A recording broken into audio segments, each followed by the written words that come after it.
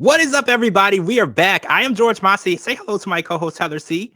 So it's Extreme Sisters. If you weren't aware, there were no Paso triplets this week. I think I said in the last episode. So next week we're gonna find out about them. But Randy and Jordan were back. Randy and Jordan had taken a week off as well. And Randy is not feeling well. She had some alcohol, and she said that normally when her sister gets sick, it's something they ate or drank. And alcohol can make anyone feel sick, especially the harder liquor.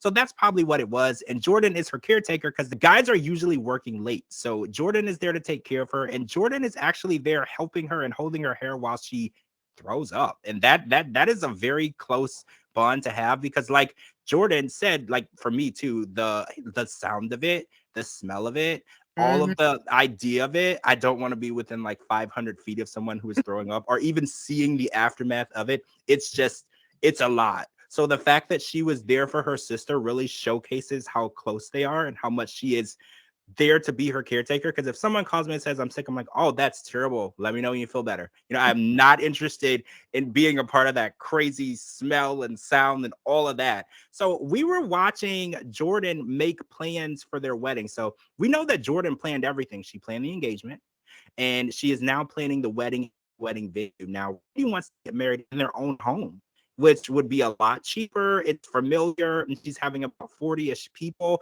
We haven't seen the whole house, so I don't know if that is outrageous to try to do, but Randy said it's going to be sardines on top of sardines if they try to have 40-ish people in the house. So she decided that her boss, who is a doctor who has a beautiful home with a courtyard, who has offered up her home to house the wedding and the reception for free. As far as I heard, I didn't hear her say that she was going to charge them anything, which I think is an amazing opportunity. She had brought that up to Randy, but Randy feels like Derek wanted to get married in their home, so she feels like Jordan is just not giving him the opportunity to make any decisions or plan the wedding. And even if he tried, she wouldn't allow it. And I feel like in the next episode, we're going to watch them kind of go against each other. They're going to start standing up to each other, especially Randy standing up to Jordan, because Jordan is the dominant twin. She takes control and she makes decisions for everyone. Even if it's an easy decision, she just makes that decision. So I'm wondering how this is going to go because we do know that Jordan is trying to invite herself onto the honeymoon with Randy and Derek. And, that's a bit crazy, right? The honeymoon is literally for those two. So do you think that this is going to affect their relationship, having Randy have to step to her sister? Because I don't think she's ever done that before. I don't think so. I think in the end, Jordan's still gonna get what she wants because, like you said, she's pretty dominant and she knows how to get what she wants. But I like that about her. She's, take charge type of girl, and I think that that's kind of cool because a lot of people are always so indecisive in life, and she just knows what she wants. And I don't blame her for not wanting to have the wedding at their home because, first of all, that's very invasive. You're having 40 something people over at your house. You have to worry about, like, where's this person? Where are they going? Oh, do they spill something on my carpet? Like, Mhm. are people like ruffling through my medicine cabinets? Like, it's just, Yeah. and then what about all the cleanup afterwards? Like when stuff is over and you have big parties and events, all you want to do is take off your shoes, sit on the couch, and just be like, and it's like, you can't. How do you relax when you have your house just destroyed? So I don't blame her for wanting to kind of push her sister into the direction of somewhere else. I think that that's very, very amazing of her boss to offer up her brand new house because same case scenario. But in this one, it doesn't even have anything to do with you. It has to do with your coworker. And you're letting these people in your brand new house just living it up. So I mean that takes a lot because if anything happens, Jordan's going to feel responsible if something breaks or something like that. She has to kind of treat her boss's house like it's her own anyways. So I don't know. Maybe they should just kind of put like a list of like pros and cons of to like the different things. Like, hear her sister out. Why does she want to get married here? Is it her sister or is it the groomsman? Which one is it? And just kind of listen to all the case scenarios and see if they can come up with something so that way it won't drive a wedge between them. Okay, so I need to talk about this V and Ashley situation because first of all, we learned something about Ashley. She is in school to be a mortician and she currently works at a funeral home. And she said that she not only loves working at the funeral home, she loves working with the dead. She said that it's a job that she enjoys and she doesn't really see herself doing anything else. And It's very quiet and they don't have an opinion. So I don't blame her. true. They don't argue with you. There's no disagreements. Whatever you say goes. See, Jordan would like that because Jordan just likes to say how it's gonna be, and that's how it's gonna be. I feel like Jordan could do that job too, right? Yeah. So we found out that the surrogacy situation, the IVF and transferring it to a surrogate is a $28,000 process. Now, I think I said this on the other podcast. I feel like V and Ashley did things a little out of order. Like I feel like the amount of it should have been something that they kind of did first, because I don't know. But again, I can't blame anybody because when that number showed up on the screen, it shocked me. I didn't know that it costed that much to do this. I do know that surrogates charge a lot of money to carry the baby, but I assume since V was the surrogate and there will be no money exchange, the number will be so much lower. That was just my assumption. So I'm not going to blame anybody for not knowing it's a $30,000 process because I didn't even know. But the idea that it's going to cost so much money is insane to me, and they didn't budget for that. Like maybe they did budget for $10,000, but $30,000 is not in the budget. So Ashley said something that kind of hit V, and it set her off. She said, "I'm just gonna get a dog." V was like, "Well, I almost basically ended my relationship. My family's not talking to me. Your mom just tried to beat me up." And you're just going to say you want a dog after I've offered up my body and my life and changed all these things for you. And she just wanted her to, I don't know, not necessarily apologize, but just be a little more sensitive to the fact that she put a lot into this as well. But I think in this moment, Ashley felt so defeated because she said that she had been getting so much bad news from doctors lately that she just was shutting down and she didn't really want to talk about it at all. She didn't want to talk about the pros, the cons, the options, the solutions, none of that. It was basically get me some liquor in this cup and just let me be in my feelings. And I feel like V was ready to talk and Ashley was ready to shut down, and glasses were thrown, glass was broken, yelling. And I'm worried about their friendship because I kind of thought that this was going to bring them closer. If this situation took place, but what if this situation makes them less close? It tears them apart. It makes their relationship strained, and that would be the absolute worst, right?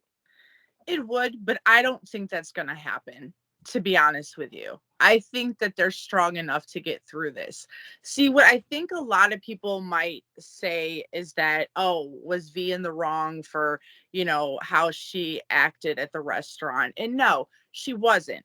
First of all, you could tell that they're both passionate people, but they carry their feelings differently. Like, I feel like how you had said, I think that Ashley had that moment where she just kind of felt defeated. And if she would have came Mhm. out and been like, okay, so here's my checklist, I got this, it worked out. This, we got to work on it. This, and then you get to the money situation, you're like, at this point, you're like, is there anything else? Is there really Exactly. anything else? And it's like, if you sit there and you dwell on it, you're going to sink into depression. You're going to be upset. And at that moment, whether or not she handled it the right way or not, to herself, she handled it how she could because she didn't want to have a breakdown. And maybe she should have. Maybe she should have let her emotions show. So that way she could see that she's passionate. Because, first of all, I don't fault V at all for how she acted. I don't even think that she overreacted because I think that she looks at it like, are you kidding me? Because you can only read what people are giving you. So if Ashley doesn't say to her, oh my God, I'm so upset, why is this happening to me? If the only thing she's saying to her is, well, guess I got a dog, she's like, what the heck? Like you said, this, my body, my relationship, my kids, everything. And you don't even want to address this. Like, I understand completely. And I think that she feels that she's going to be portrayed as a bad guy in this situation, and she's really not. If anything, she's one of the most compassionate people towards her sister. She's been consistently on her sister's side through this whole process. When everybody else kind of either turned their nose up or looked at her crazy, her sister was there riding it along with her. And that's why she was so passionate. That's why she, got into the moment and, through the glass, because she was acting on passion. She was acting as, oh my God, I give a damn. Why don't you? And I know you want this baby. It can't just be me. Like, are we really going to give up? And I think that it just wasn't explained. Their words were not brought the right way. But I really do believe that in that moment, they were on the same page, but they weren't, because they didn't address it the right way. I mean, I hope so, because the way she smacked that cup off the table, I was like, oh, I don't know how well this friendship is going to last of these sisters, because she is so angry in this moment. And I didn't know if she was angry at the fact that Ashley was like dismissing the idea of all of the work and the compromise that she for her, or she was just angry at the fact that Ashley was giving up. Because I couldn't really tell. Because like I feel like V knows how much she wants this, so she's like probably more angry at the fact that Ashley is just like, oh, I saw that number and it's too much. So, oh well. Like that's the and she's like, there are options, and V's right. There are options. There's payment plans. Like there's people who want new noses. They don't have the money for those new noses. They get on a payment plan. They make it happen. If you really want something done, there are options out there. And I just feel like V wanted Ashley just to be undefeated and be open to a solution. But I will say this, when I'm upset and I'm sad and defeated, I just want to sit in the corner for like a few hours and feel bad for myself. That's just how I deal with myself. So it could be possible that Ashley wasn't giving up. She just needed a moment, a moment to just sit there. I'm like V, that's why I see it. I'm very compassionate. I'm very strong-minded, and I want to find the resolution right then and there. And if I know and if I believe in something, I want the person to know how passionate I am. And even if I look crazy or overreact, I want you to know, like, oh my God, we can do this. Like, why are you giving up? So that's why I understand why she handled it the way that she did. She loves her and she wants her to have that baby. So hopefully we will see this baby be conceived this season, because I don't want them to give up. They've went through so much, and they've already told everyone the family feels this type of way. And I mean, it will undo a lot of the negative responses if it doesn't happen, but that's not what we really want, because why can't she have this baby? Like, why not? It's not hurting anyone. She's bringing a baby into the world that she's going to love and take care of, and it's going to be loved by so many different people. Even her mom, Dana, I don't care what Dana says. Dana's going to love that little girl, right? That baby is going to be born, and Dana's going to forget all about where it came from, if V carried or whatever. She's not going to care about that. She's just going to want to hold her grandbaby, and everybody is going to be one big happy family. So that's what we really want. And I hate to see that people are spending $28,000 just to have a child. That is ridiculous. Everyone should have the right and option to have a child. If you can afford it and you can love that child, you should have that option. I feel like that number is outrageous. I wish there was some other way to have it done other than spend that much money. I feel the same way. I think the $28,000 should go after the baby's born for taking care of it. College, health care. I don't think that with the way the world is that we should have to pay that much to all this stuff that probably doesn't even cost half of that. It's not fair to people. The way that we're treated in this world is horrible. You should never have to choose medicine or rent. All right, guys. That's all the time we have this week. So we will be back next week to see more of V and Ashley and more of Randy and Jordan, because I heard from a little birdie that we're going to actually see a wedding between Randy and Derek this season. So I'm kind of interested in seeing where the venue will be. All right, guys, I'm George Mossey. Make sure you follow me at George Mossey, georgemossey.com, and anywhere you get your podcast. And please follow my co-host Heather C as well. Her links are right here at the bottom. And we're going to talk to all of you guys very, very soon.